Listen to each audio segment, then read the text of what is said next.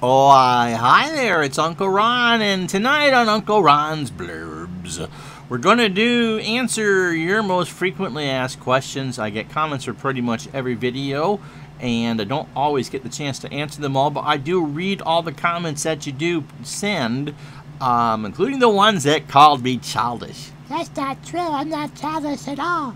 I don't know why you would say that. Anyway, so hopefully you could refer to this video, and I might actually pin the gosh darn thing. So hopefully that will answer some of your questions about what I do here on the channel, thoughts on the game, and how I do certain things. Okay, let's start with the streaming software. I use XSplit Broadcaster. It allows me keyboard access. I have it on my second monitor, the one that you can't see, and the one I'm looking over at now. Yeah, that thing. Where I have all my different screens and presentations saved, and I just load them up before I go to a different game.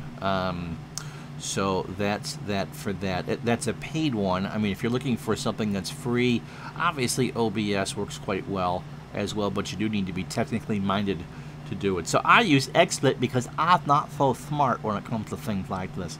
It's all keyboard driven for me and very easy to add and subtract scenes and add text to things and all that. So that's what I use. My current computer is an MSI GS65 Stealth with a 32 gigs of regular RAM and a RTX 2060 graphics card, and that means that I can do Twitch and have everything work just fine. And the reason why I use Twitch Live instead, there's two reasons why I use Twitch Live instead of YouTube Live for the ball games and such, is that A, YouTube doesn't seem to really kind of like what we do, even though mostly everything does get uploaded to YouTube. I still use it. Obviously this video is going up on YouTube. And second of all, the feedback I get from my audience is almost instantaneous. I think the lag is maybe 3 seconds. In fact, I'll be in the middle of a story and I'll look over like this and see that it's been finished in the chat, which just tells me I'm a bad storyteller. No, that's not true at all. So that's why I use Twitch as opposed to YouTube. And also, you don't need 1,000 followers or subs on Twitch to get money. I do get paid for Twitch. That's why the baseball games are so late going up onto YouTube.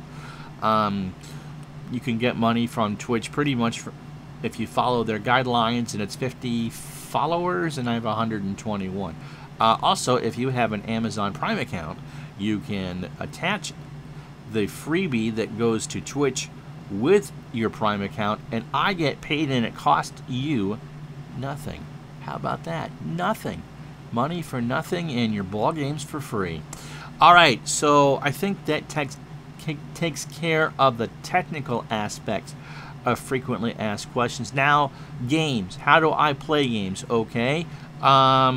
For baseball, which is what you see the most of on the channel by far, I always manage the home team, unless it's the Red Sox, and then I reserve the right to manage my beloved Boston Red Sox. If I was playing a modern season, I would also take that for the Washington Nationals, okay, because I covered the team for 18 months and loved them. Defending world champions. Woohoo!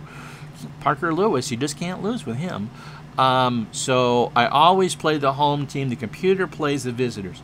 For the season replays, we did 82 last year. We're doing 78 this year. We're going to do a 40s or 50s or post-war between 46 and 60 season next year. I've already decided that. I always go with the as-played lineups because the computer plays most of the games anyway.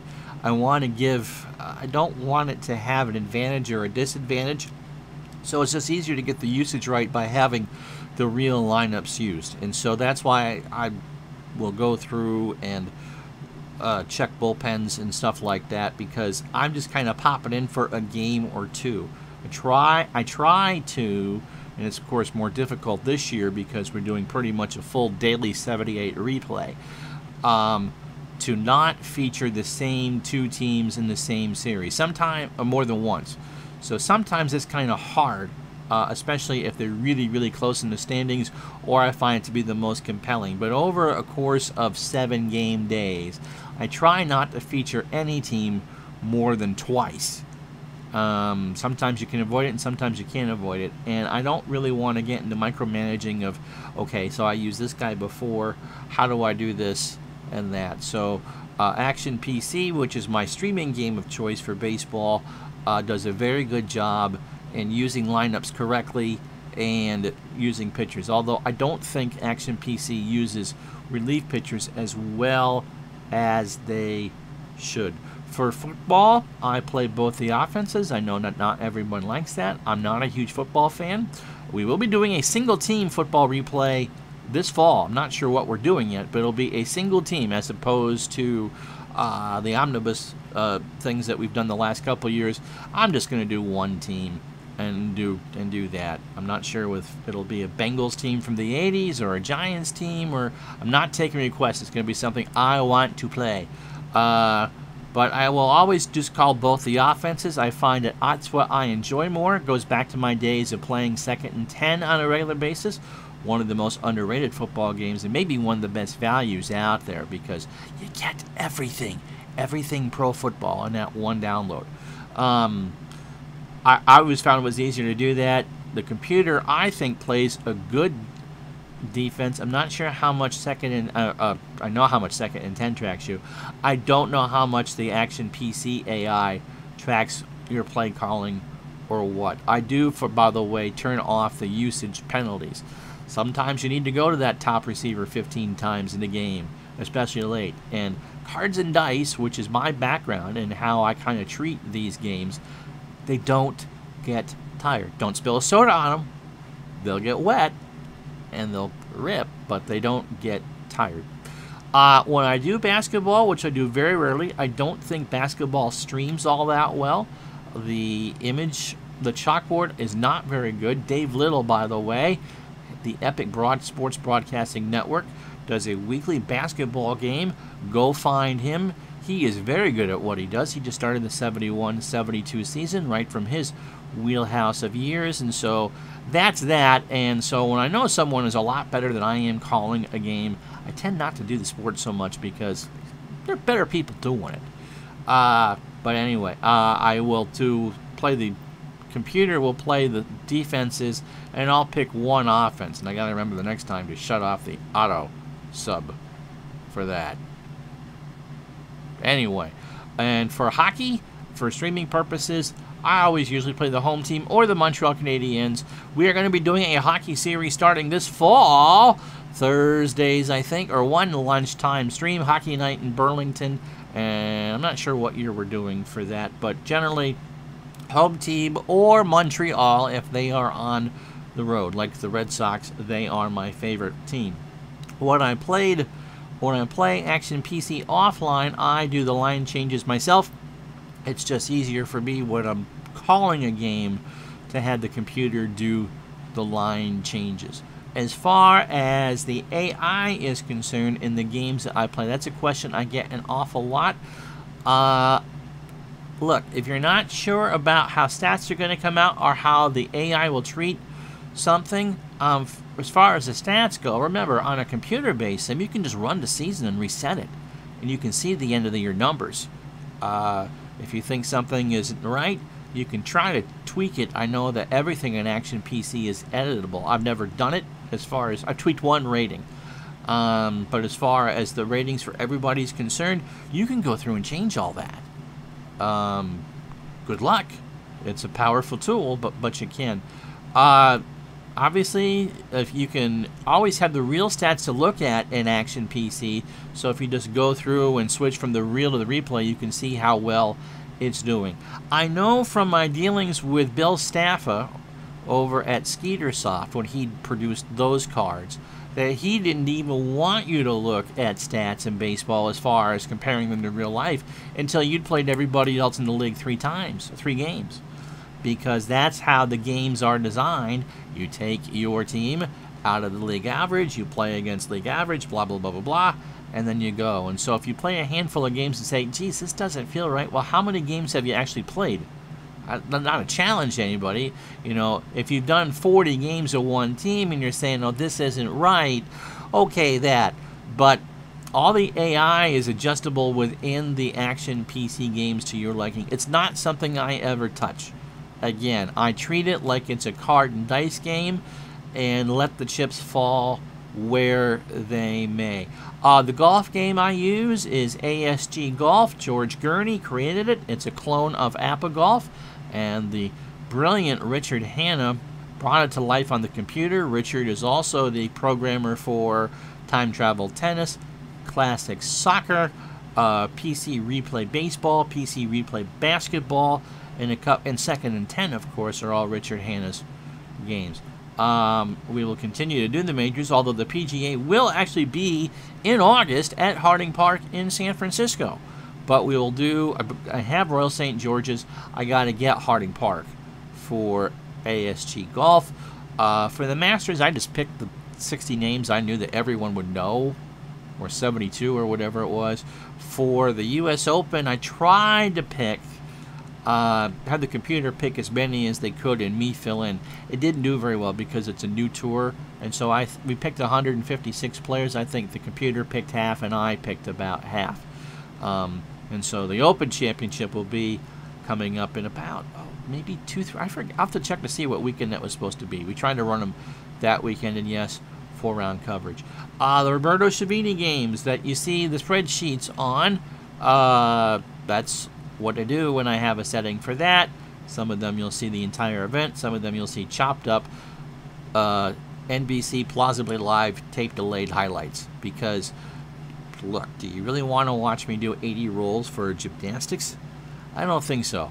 But we want to make sure that we have the flavor of that there. Let's see. So for baseball, now how I play the games, you know, as I said, home team manager unless it's the Red Sox for baseball, as played lineups because that just gets the usage right and it forces me to play players that I wouldn't necessarily play. Also, do I care about who wins? Your team didn't win.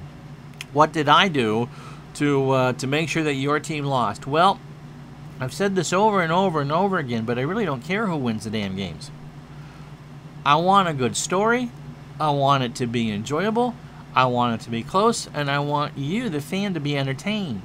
I remember watching a couple years ago, right around the time that I started the channel with football, an interview with Dave Hodge, who was the iconic host of Hockey Night in Canada before he flipped a pen on the air. That's how we do things here at the network. Go look it up. And got fired. And so when he was able to stop dyeing his hair, they interviewed him on a talk show up in Canada, and they asked him, you know, and he said, when I was a kid, I was a huge Montreal Canadiens fan. And half of Ontario went, see, you never liked the Maple Leafs. But he says, you know, when I started to work professionally, I didn't care. You know, you don't really, and so I don't lose sleep on who wins or who loses. I do kind of worry sometimes if I know that a decision I made was bad and cost the team a game, but I treat it like I'm, you know, constantly either on an airplane or whatever, and show up at the ballpark and do my prep work beforehand, which is much more for football than it is for baseball, and call the game down the middle as much as I can. So if the Yankees win a ball game, and you know I'm not a big Yankee fan, I call it as, you know, because I know that you out there are Yankee fans, or you out there are Dodger fans, or you out there are Padre fans or Laker fans or whatever. And so to me, it really doesn't matter who wins. It matters that you liked what I do and that you enjoyed the ball game, and that we could give you an experience of maybe it was your favorite player, or your favorite ballpark, or your favorite basketball arena, or whatever. I really don't get into the care about who wins and who loses, or who loses. Proper English is always good, Ron. Just because it's the story that I'm interested in. I'm more interested in, okay, the 4 teams fighting for that last playoff spot, or the quarterback, the backup quarterback who gets really hot and throws for 325 yards. That sort of thing. That's what excites me to do it, and the interaction I do get with you. I'm trying to think because I never write anything down. This is always, oh yeah, these are always off the top of my head. I do some time trying to think about what it is that I want to say, but because so much of what I do is all improv anyway, from the game calling, I don't know what's coming up. I have a general idea sometimes just how good or how bad things are going to be within a game, but there's always surprises. And so I'm on a net for that. I'm actually out there without a safety net for that hour, hour and a half, however long the broadcast is. I can control what's being said in the chat or what I repeat from what I see in the chat onto the YouTube stream. But as far as what's being presented in front of me, I have no say in that, which is good, because if you were playing a game, you have no, say in that. We just kind of roll with the punches, and a lot of it's live, and even the stuff like this is all one take, so it's strictly live to tape. As far as what I recommend for games, look, there is no such thing as the best baseball game. There is no such thing as the perfect football game. There is no such thing as the perfect hockey game. There is no such thing as the perfect basketball game. You could ask what I think of games, and obviously what I'm streaming is what I'm probably playing the most, because I think it either gives you the best visual experience and is something I can play and call at the same time. But what I may or may not like for a game may not be what you like or don't like for a game. Try out what you can. Computer games have demos, and ask around. Instead of, the better question is, here's what I want to play. What's the best way to get that experience? Some people like quick games. Some people want the full Monty and have baseball games that take 2 hours to play. Whatever it is that you want, you're going to be able to find it out there. You can always listen to my podcast, or our podcast, the one I do with Dave Gardner, Digital to Dice, and we talk about these things all the time. But as far as best game for this or favorite game for that, whatever. Okay, the last thing I want to touch on is, remember, all games and all seasons are, all the data, or cards, if you will, are based on end-of-the-year stats. And so if you're concerned about an early season game where, look, Team A had a hot start to the season but finished the year at 6-10, and they can't get the hot start because of they went 6-10. Remember, everything's based on the whole year. It's not week to week, and the cards and the ratings, or whatever, however the game is determined, doesn't rewrite itself over the course of the week. I suppose that would be quite the challenge, wouldn't it? If you have a question about how a game plays something, you can always reset the season. Fast forward the sim, open up your favorite reference page, compare it to the numbers that you get, and see how comparable it is. I find that if you see a game played on this channel, I feel that it plays accurate enough for it to be plausible. And if you're plus or minus 5% either way from the real life total on a macro level, the game has done its job. It's not going to get everything right, and if there's something egregious about the whole thing, I'll tell you about it. But this is, you can certainly ask, but the best advice I have for you is to try it out yourself. All the X and PC games have a 30-day money-back guarantee. They don't pay me anything for promoting their stuff. And the ASG Golf has a demo. 2nd and 10 has a 3-day demo. All of Richard Hanna's stuff, I believe, is a 3-day demo. And the cards and dice, you can usually get a PDF or someone will ask around. So there you go. So that's frequently asked questions. If you would like to have me answer more of those, put them in the comments, and we'll probably get another video out if that's the case, if I get enough to do that with. I'm Ron Juckett, and thank you, by the way. Sometime in the next few days, we're going to cross over 700 subs on YouTube. That means the world. Thank you so much for all the likes and the follows. We'll talk to you then. Oh, You can watch me live 3 to 4 days a week on twitch.tv/retrosportsnetwork at noon Eastern, 9 a.m. Pacific, and 4 p.m. or 5 p.m. British Summer Time. Thank you so much. We'll talk to you the next time.